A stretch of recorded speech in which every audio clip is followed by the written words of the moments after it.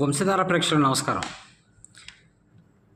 ఈరోజు మార్చి 23 మనం తెలుసుకోవాల్సిన విషయం భగత్ సింగ్, సుఖ్దేవ్, రాజ్గురు భారత స్వాతంత్ర పోరాటంలో అపారమైన త్యాగం చేసిన అమరవీరులు. వీరు బ్రిటిష్ సామ్రాజ్యానికి వ్యతిరేకంగా గట్టి పోరాటం చేసి 1931 మార్చి 23న ఉరిశిక్షకు గురయ్యారు. ఇందులో మొదటి వ్యక్తి భగత్ సింగ్. భగత్ సింగ్ పంజాబ్లో జన్మించారు.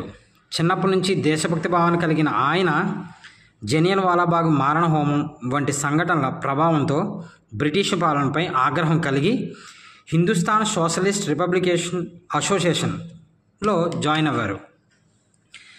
1923లో లాలా లజపతి రాయ్పై లాఠీ దాడికి ప్రతీకారంగా బ్రిటిష్ పోలీస్ ఆఫీసర్ జేమ్స్ సాండర్ను హత్య చేశారు.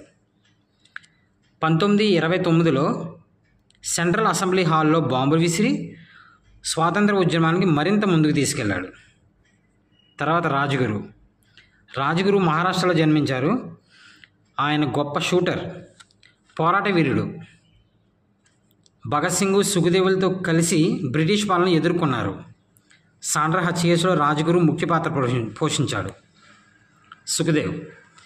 సుఖ్దేవ్ పంజాబ్లో జన్మించాడు. ఆయన హెచ్ఎస్ఆర్ఏలో చురుకుగా పనిచేశారు. యువతలో దేశభక్తిని పెంచేందుకు అనేక కార్యక్రమాలు నిర్వహించాడు. భగత్ సింగ్, రాజ్గురు లాంటి స్నేహితులతో కలిసి బ్రిటిష్ అధికారులను ఎదుర్కొన్నారు. భగత్ సింగ్, సుఖ్దేవ్, రాజ్గురుని లాహోర్ కుట్ర కేసులో దోషులుగా తేల్చి 1931 మార్చి 23న బ్రిటిష్ ప్రభుత్వం ఉరితీసింది. ఉరితీసే ముందు కూడా భగత్ సింగ్ ధైర్యంగా ఇన్కిలాబ్ జిందాబాద్ అని నినాదాన్ని చెప్పారంట. ఈ ముగ్గురు అమరవీరుల త్యాగం భారత స్వాతంత్ర ఉద్యమంలో ముఖ్యమైన మలుపుగా మారింది. వీరి తెగువ, దేశభక్తి నేటికి యువతకు ప్రేరణగా నిలుస్తుంది. ఇన్కిలాబ్ జిందాబాద్ అంటే విప్లవం చిరకాలం నిలిచి ఉండాలి అని. విప్లవం చిరకాలం నిలిచి ఉండాలి అన్న వీరి నినాదం దేశభక్తులకు మార్గదర్శిగా. Thank you.